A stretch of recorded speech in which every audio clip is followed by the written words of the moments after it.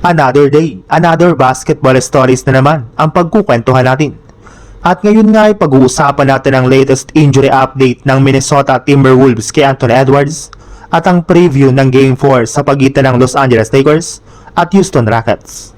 Dahil nga po sa pag-angat ng Minnesota Timberwolves sa kanilang Game 4 laban sa Denver Nuggets at umangat ng 3-1 sa kanilang serye, ay lumaki na nga po ang kanilang tsansa na mag-advance na sila sa second round ng playoffs. Pero kahit man nga po manalo man sila sa kanilang serye, ay maliit na rin naman nga po ang kanilang tsansa na makapag-compete pa sa kampyonato matapos magkaroon ng Achilles tear ang kanilang sharpshooter na si Donte DiVincenzo.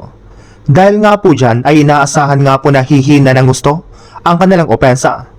Bagamat man nga po kinakaya pa nilang sabayan at talunin ang Denver Nuggets, ay posible nga pong madaman nila ang kanyang pagkawala sa kanilang next series since posible nga pong makatapat nila dito ang San Antonio Spurs. Bukod rin nga po sa kanya ay nagtamo rin naman nga po ng hyperextended knee si Anthony Edwards ayon sa naging resulta ng MRI sa kanya ngayong araw, kaya inaasahan nga po na mawawala ito ng ilang linggo sa Minnesota Timberwolves. Pero mas mabuti na rin naman nga po iyon since hindi rin naman nga po siya nagkaroon ng ACL injury na kakailanganin niyang sumailalim sa isang operasyon.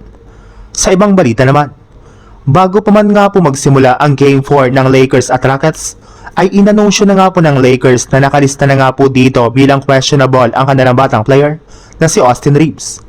Hindi nga po kagaya ng nagdaang game ay game time decision na nga po ito at mas malaki na nga po ang tsansa na makapaglaro at makabalik na ito sa kanilang lineup.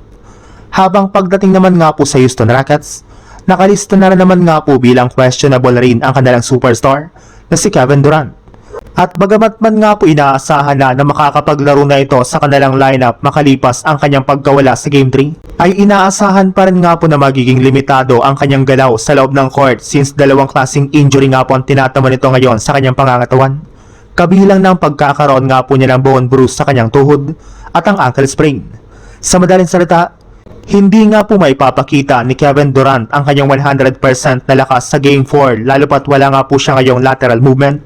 Kaya posible nga po na maging liability lamang siya sa kanilang laro at magamit pa ng Lakers para makuha ang 4-0 sa kanilang serye.